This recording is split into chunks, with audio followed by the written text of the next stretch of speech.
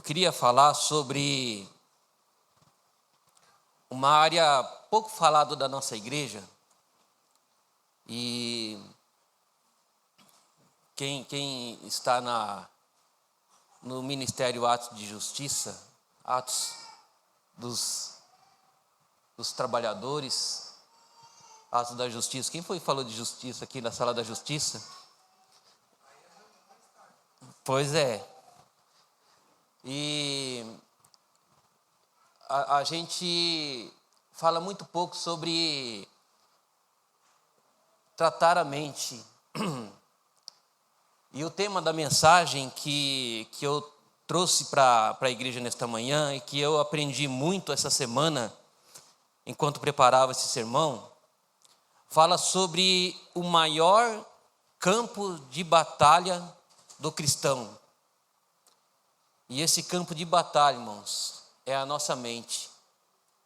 É onde começa o trabalho de todo pecado, de toda sorte de pecado mesmo.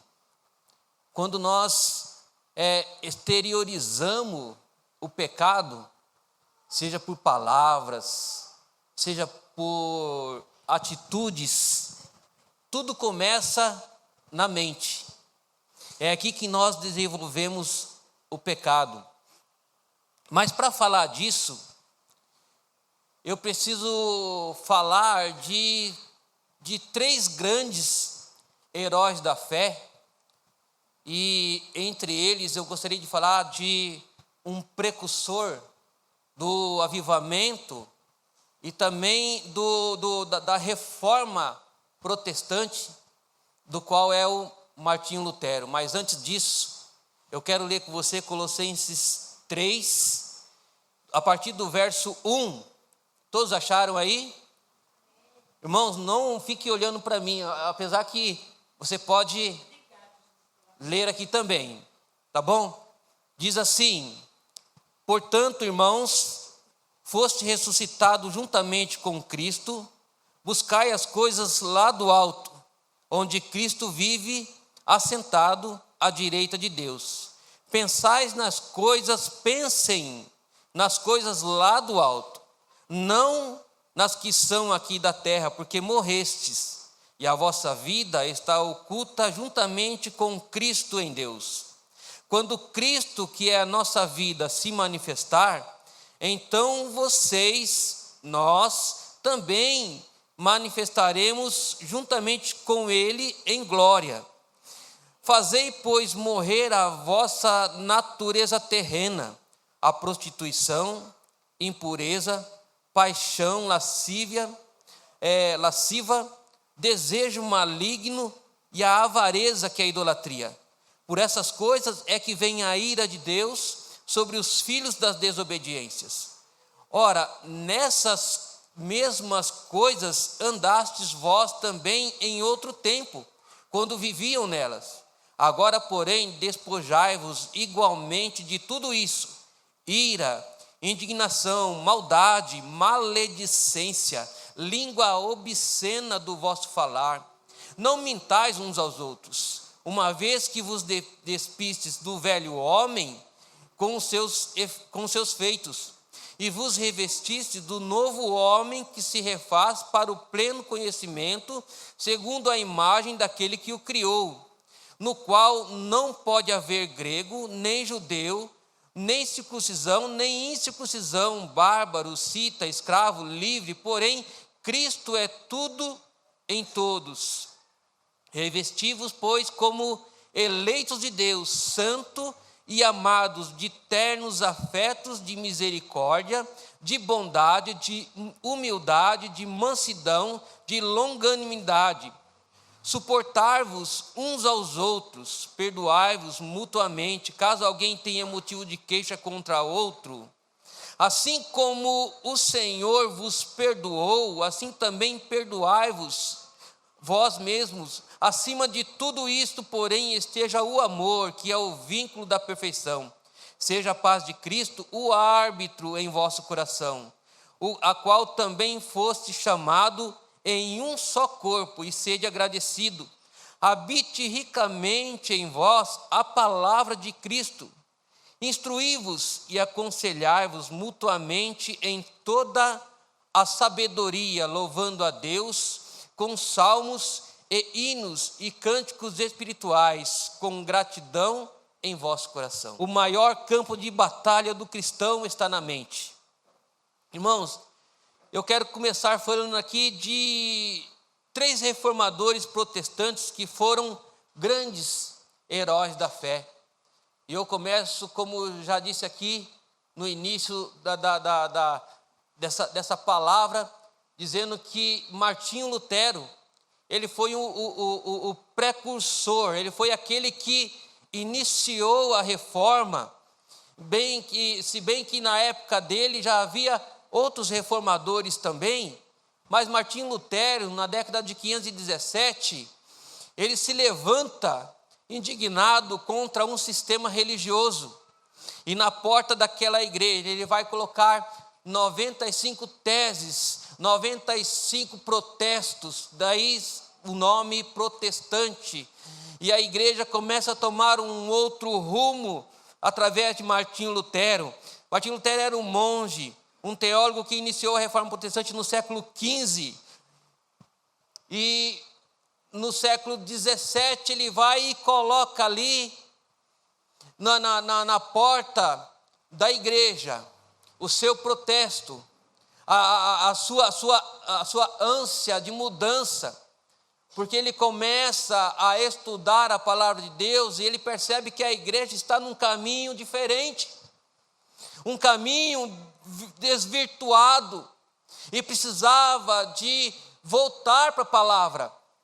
A palavra de Deus para a minha vida e para a tua vida é o centro, é a vontade de Deus, é o caminho de Deus. Se eu quero ter uma vida cheia do Espírito Santo, se eu quero ter uma vida que agrada a Deus, uma vida que faz com que Deus ele se mova ao meu favor para me abençoar, não só financeiramente, porque isso aí eu acredito que é bíblico.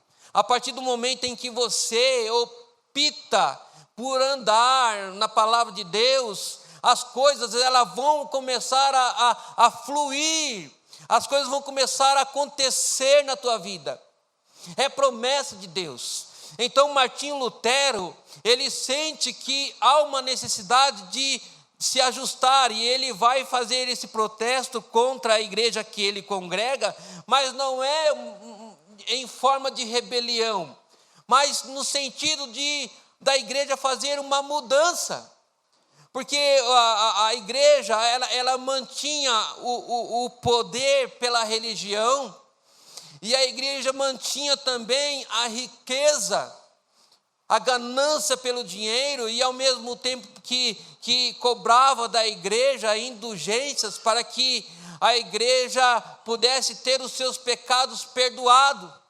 E Martinho Lutero vai dizer: não, é só a palavra é o caminho, a salvação é pela fé, não é pelas obras, a salvação não é pelo pagamento de indulgências, mas é pela obediência a Cristo.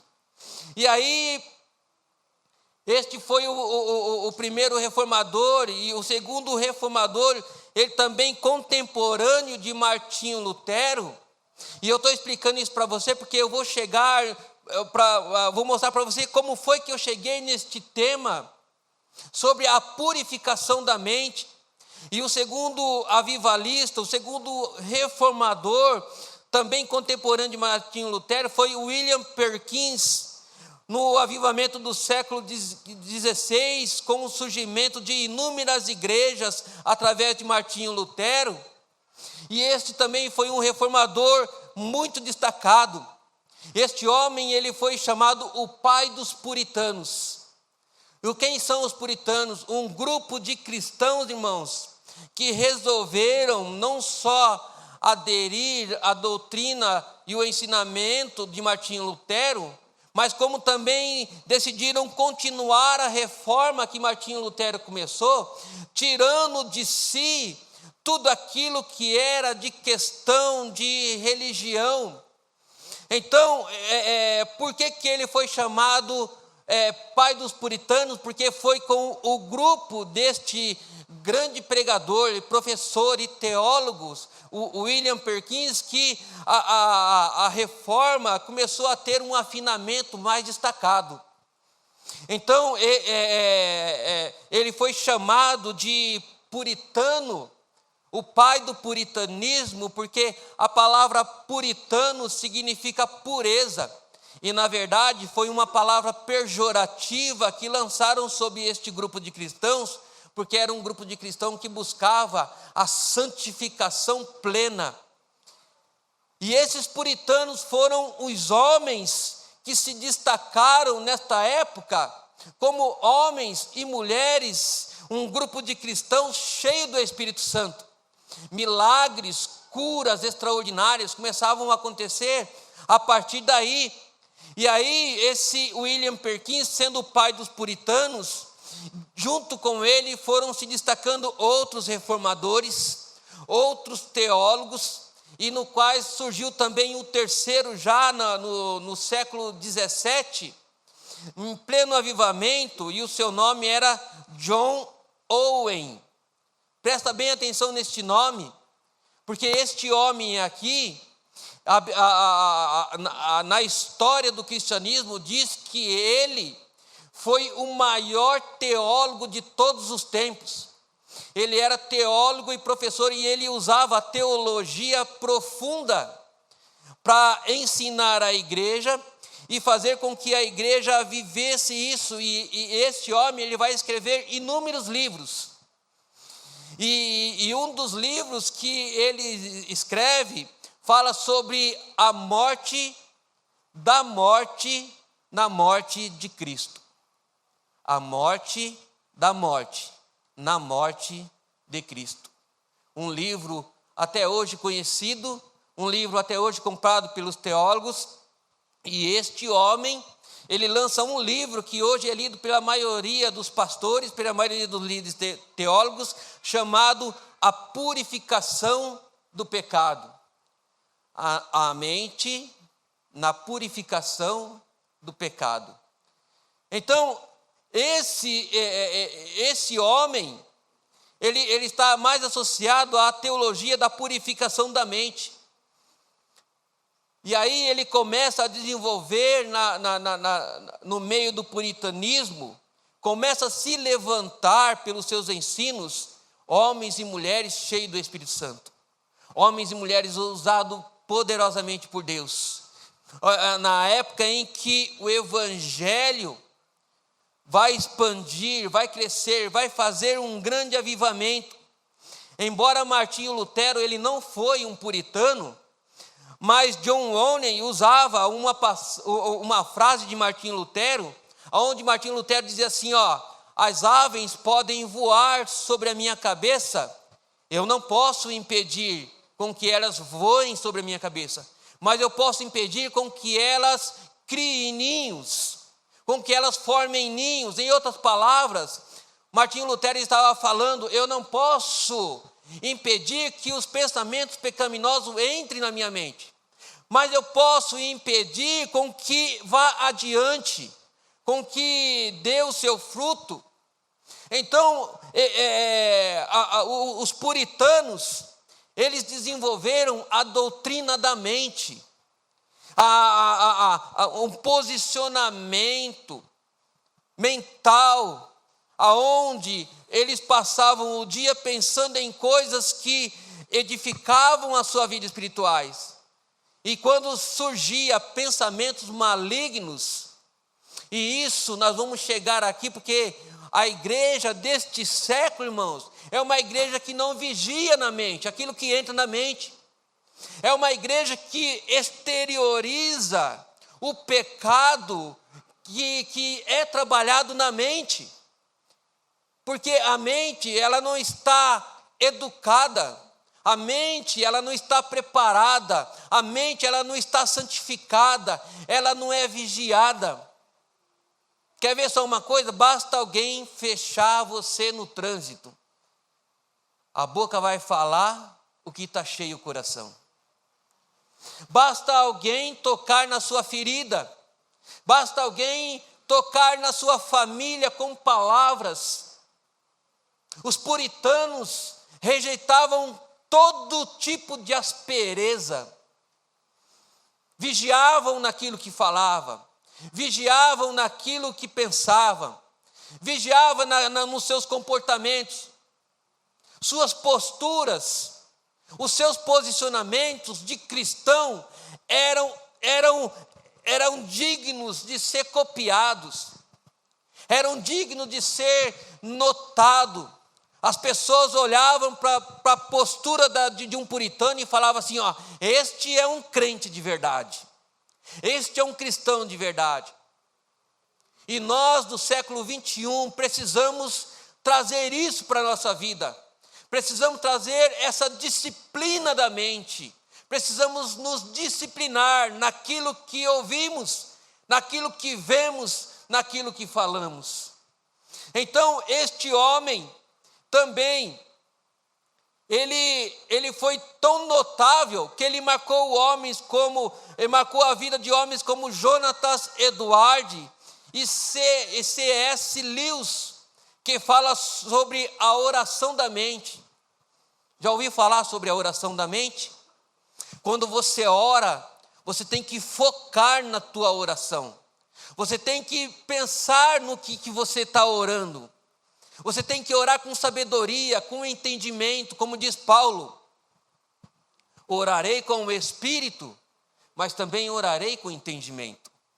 E é sobre isso que eu queria falar com você nessa manhã.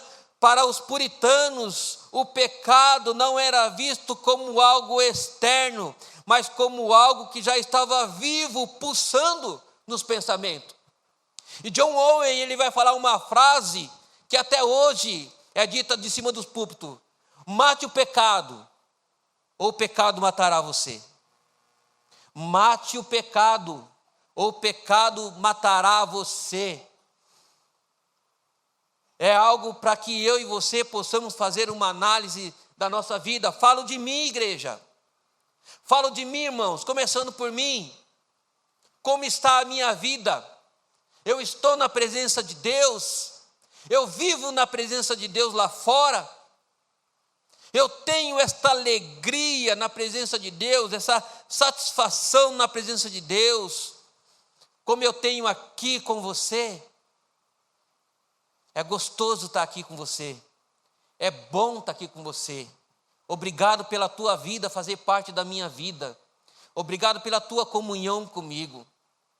Mas eu preciso ver e rever a minha vida lá fora, no que eu vejo, no que eu falo, no que eu penso, no como eu me comporto. Está aqui na palavra de Deus. Isso foi o que Deus me ensinou essa semana. Isso foi o que Deus me disciplinou essa semana. Selmo da Silva Godoy. Você precisa educar a tua mente. Você precisa filtrar as coisas que entram na sua mente, para que você possa ser um homem cheio do Espírito Santo.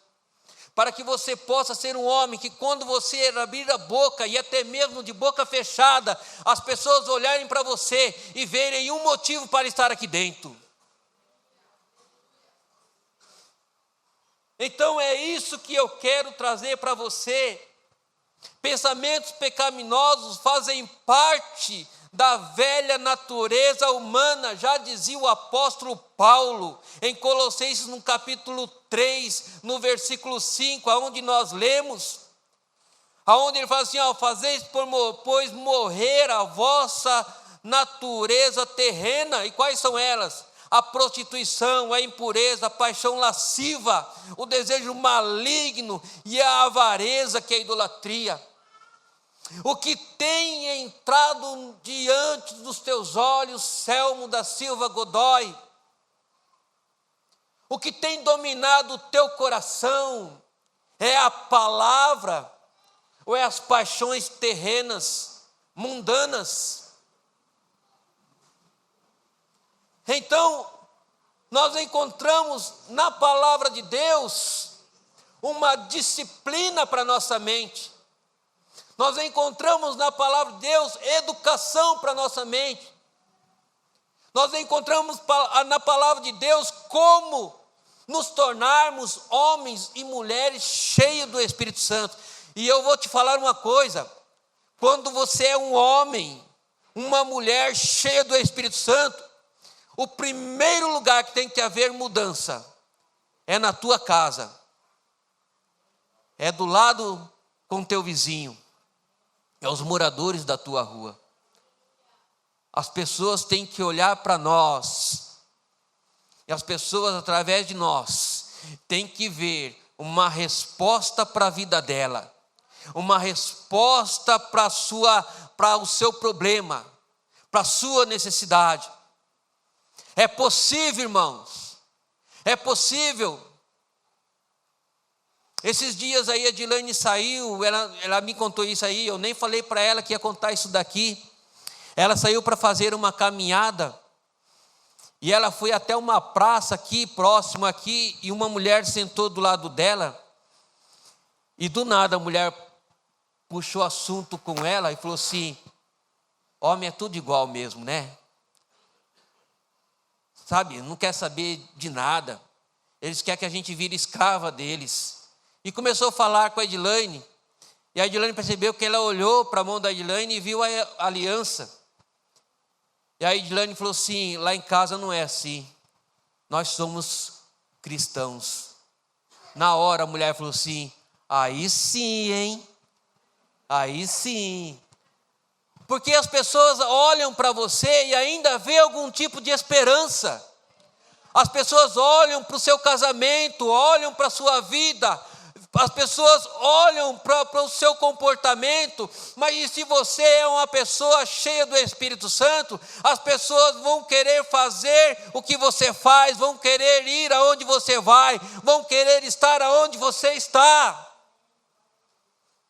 Então, nós precisamos fazer isso. Se eu quero ser esta pessoa que atrai pessoas, se eu quero ser um cristão que tenha um lar cheio do Espírito Santo, se eu quero ser um cristão que eu tenha uma vida plena, e é possível ter uma vida plena, irmãos.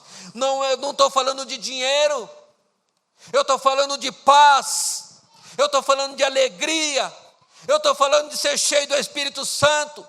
Eu estou falando daquele dia que você acorda e está chovendo, e você tem que ir para o seu trabalho, você vai pegar uma condução lotada, mas você levanta, você olha para fora, e você se sente uma alegria do Espírito Santo, aonde você fala assim: meu Deus, que coisa maravilhosa, acordar na tua presença, cheio do Espírito Santo. Mas se eu estou vazio, a minha mente está carregada de pecado, eu vou acordar infeliz e vou falar assim: nossa, que dia horrível. Está chovendo, é um dia horrível. Está sol, é um dia horrível, porque está muito quente. Está chovendo porque eu vou chegar no serviço molhado. Está nublado porque é feio porque está nublado, o sol não apareceu. E quando o sol aparece, está quente demais, se esconde. Nunca está feliz, nunca está contente, nunca está satisfeito, porque a mente está vazia. A mente é a oficina do diabo. Então, o que eu quero passar para você, o que Deus tem passado para mim, é disciplinar a mente. Primeiro, começar a expurgar todo tipo de pecado. Todo, irmão. Você fez isso quando você era novo convertido, quando você aceitou Jesus. O Espírito Santo entrou em você e começou a te mostrar o que era pecado, o que era impuro. E lembra que você vigiava com a tua mente, mas o tempo passou, você se esfriou, e hoje A igreja se tornou em uma igreja domingueira religiosa, onde entramos daquela porta para dentro para buscar algo de Deus, que Deus tem para dar, mas para a vida daqueles que é decorrente de uma vida de obediência. Há muita coisa que Deus precisa realizar na minha vida e na tua vida, antes de dar presente. Porque a Bíblia diz que Deus, aquele que busca Deus, deve acreditar que Ele existe e que Ele é galardoador dos que os buscam. Em outras palavras, galardão significa presente. E como que Deus vai dar presente para uma pessoa doente? Se o seu filho estiver doente, dá um presente para ele, vê se ele vai se alegar com aquele presente. Não tem como, ele está doente. Então Deus quer fazer coisas na nossa vida, mas muitas vezes nós não estamos preparados para receber, porque nós estamos doentes, na mente, no coração. Mas agora temos uma mente renovada. Em Romanos capítulo 12, versículo 2. Não vos conformeis com este mundo, mas sede transformado, pela renovação da vossa mente. Então, quando você aceitou Jesus, que na verdade Jesus te aceitou e Ele te trouxe para a sua presença, Ele colocou nele, em você, o seu espírito, e o seu espírito automaticamente reformou a sua mente, transformou a sua mente, transformou a minha mente. Então nós temos uma mente transformada, nós temos uma mente renovada. Então nós temos que ser o quê? Pessoas transformadas. Antigamente fazíamos a vontade dos nossos pensamentos pecaminosos. Efésios 2:3. O que está escrito lá? Entre os quais todos nós antes andávamos nos desejos da carne, da nossa carne, fazendo a vontade da carne e do quê? Dos pensamentos. Éramos filho da ira. Estava reservado a ira de Deus para você e para mim, porque nós estávamos mortos nos nossos delitos, nos nossos pecados e fazendo a vontade dos nossos pensamentos. E aí, 2 Coríntios, capítulo 4, versículo 4. Tínhamos uma mente contaminada pelo Deus desse século.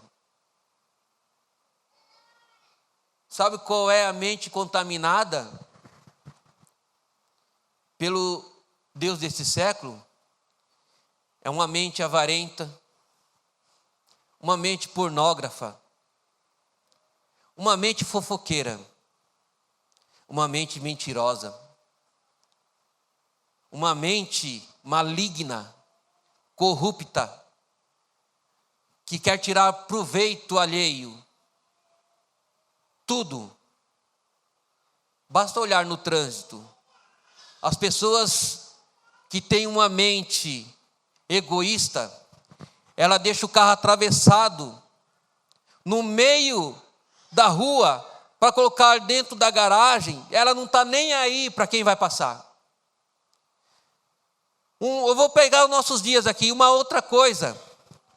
Uma pessoa que tem uma mente egoísta, ela deixa o carro em cima da calçada, atrapalha o pedestre. Com certeza aqui ninguém fez isso, né? Ninguém faz isso. Porque não pensa no próximo. A mente dela é uma mente terrena, é uma mente carnal. E aí a mente dela maquina tudo que é da natureza humana, terrena. Na mente dela vai exteriorar o quê? A inveja, a discórdia, a ira, o preconceito. o egoísmo, a avareza. Então isso aí são coisas que não podem dominar a nossa mente. E o apóstolo Paulo, ele vai ensinar para nós, juntamente com esta teologia puritana, que nós precisamos ter o quê? A mente de Cristo. E aí a palavra de Deus vai dizer assim, Colossenses 3, do versículo 1 ao 3. Olha o que está escrito. Portanto, já ressuscitaste com Cristo, buscais as coisas que são lá de cima, onde Cristo está sentado à direita de Deus. Agora que você sabe que precisa despojar da mente pecaminosa e que precisa fechar as portas do pecado que entram na mente, agora nós vamos aprender o que precisamos fazer para abastecer a nossa mente, porque ela também não pode ficar vazia. Há um ditado que diz assim, que mente vazia é o quê? E não é nem um versículo bíblico. A mente vazia, ela é a oficina do diabo. Então, agora que você sabe que a fofoca, que a pornografia, que a inveja, que a cobiça, que a maledicência, que a ira, que o egoísmo são pensamentos carnais do velho homem, então você já sabe que você tem que se despojar disso, sim ou não? Então, despojado disso, a sua mente está vazia, e agora você vai fazer o quê? Você vai começar a preencher a sua mente. É a primeira coisa, pensar nas coisas lá do alto. Como é que eu penso nas coisas lá do alto? Procurando fazer a vontade de Deus. E como é que eu faço para fazer a vontade de Deus? Comece a estudar, comece a ler Bíblia. Esses dias aí eu mandei eu peguei na IA, irmãos, eu nem meditei, uma palavra de encorajamento, uma mensagem de texto, de encorajamento. Agora, o texto foi um pouquinho extenso. 5 pessoas compartilharam, deram um joinha, coraçãozinho. Num grupo de mais de 110 pessoas. Nós estamos preguiçosos para ler. Nós não conseguimos ler textos, mas conseguimos passar 4 horas no TikTok. Conseguimos passar 4 horas no WhatsApp, vendo coisas que não edificam. Então nós precisamos fazer o quê, irmãos? Nós precisamos começar a doutrinar a nossa mente com a palavra de Deus, lendo, estudando. Não sei o que você vai fazer, o que você não pode fazer é continuar com a mente vazia, porque mente vazia é a oficina do diabo. Ele vai fazer o que ele quer, ele vai implantar tudo de novo. Tudo aquilo que você aprendeu aqui agora, entre 20 minutos, 40 minutos, tudo que você aprendeu até aqui agora, você vai esquecer. E o diabo vai começar a colocar tudo de novo. Porque nós não gastamos tempo com estudo, com leitura da palavra. E crente que não lê, crente que não estuda, é alvo fácil para o diabo. É instrumento fácil para o diabo. Começa a destruir irmãos dentro da própria igreja. Começa a tirar irmãos dentro da igreja. Em vez de trazer, começa a afastar. Quem está comigo, dá um glória a Deus aí. Aleluia. Irmãos, precisamos pensar nas coisas lá do alto.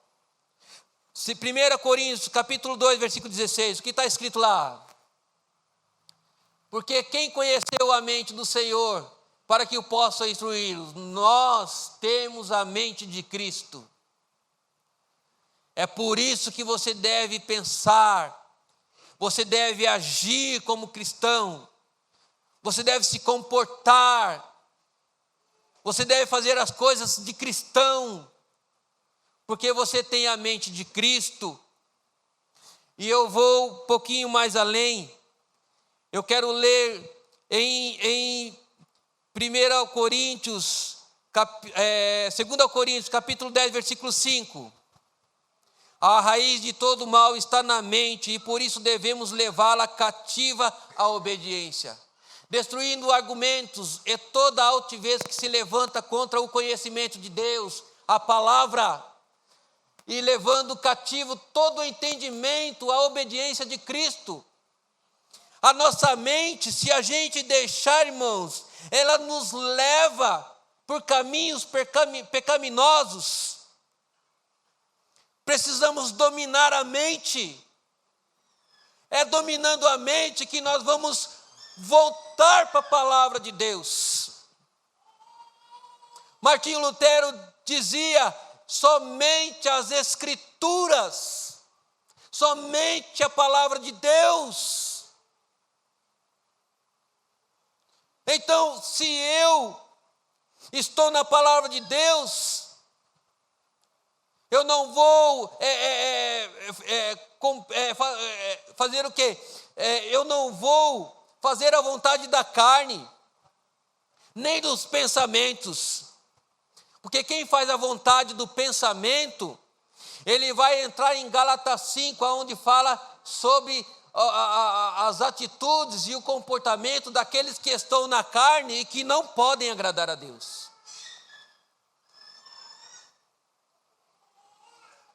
Precisamos dominar a nossa mente, buscando as coisas lá do alto. Leitura da palavra, oração, irmãos, oração com consciência, oração inteligente, devocional. Faça um devocional, reserve um tempo. Qual é o melhor tempo que você tem, que você pode dedicar a Deus? Reserve esse tempo para leitura, para oração. Não é nem 10% do teu dia. Já pensou se você fosse dar 10% do teu dia para Deus, como você dá 10% do teu dízimo? Dizima teu dia para Deus. Nós precisamos ter um tempo diário com Deus. Deus não está aqui, somente. É gostoso estar aqui, porque aqui eu te vejo, você me vê, compartilhamos as nossas necessidades. Então, a raiz de todo mal está na mente. É lá que começa. Quando você comete um pecado, ele passou na sua mente, nasceu na mente, criou raízes, e ela vai aflorar pelas atitudes, pelas palavras, pelo comportamento. Então nós precisamos começar aqui, irmãos. Os puritanos eram um homem cheio do Espírito Santo. E a igreja desta época era a igreja que transformava o país inteiro. É a igreja que tinham os seus lares reformados. Era a igreja que aonde pisava, Deus entregava pessoas se rendendo aos pés de Jesus. Somos uma igreja de 4 anos. Mas posso falar uma coisa? Por ser uma igreja de 4 anos, nós deveríamos ter 4 vezes o número de membros que temos hoje. E eu não estou te culpando. Eu estou culpando a igreja evangélica brasileira, que não incomoda as trevas. Ao lado dela,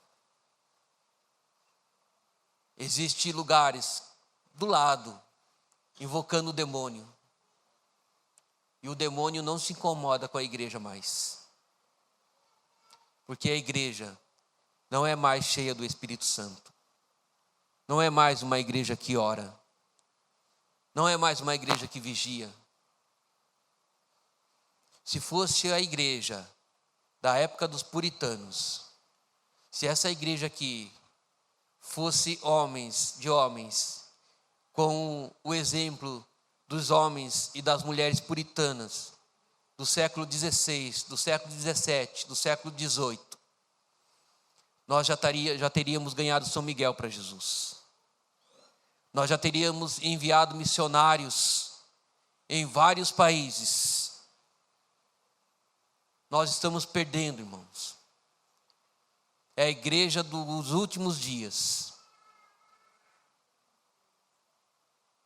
Então, essa mensagem é uma mensagem para nós fazermos uma reflexão interna.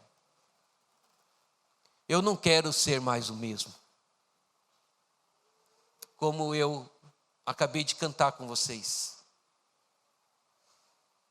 Eu não quero ser mais um cristão comum, aonde eu vou sair daqui, eu vou para minha casa agora, me reunir com a minha família, almoçar, sentar na frente de uma TV ou ir lá para algum tipo de rede social. E amanhã eu vou para o meu trabalho. Ninguém vai saber quem eu sou. Ninguém vai saber o que eu faço. O meu comportamento e a minha atitude não vão demonstrar nada. Eu não quero ser mais um crente comum, um cristão comum. Eu não quero ser mais igual, mas o mesmo, como eu acabei de cantar. Eu quero convidar o louvor para vir à frente. E eu quero pedir para o louvor, para a gente cantar de novo este último louvor.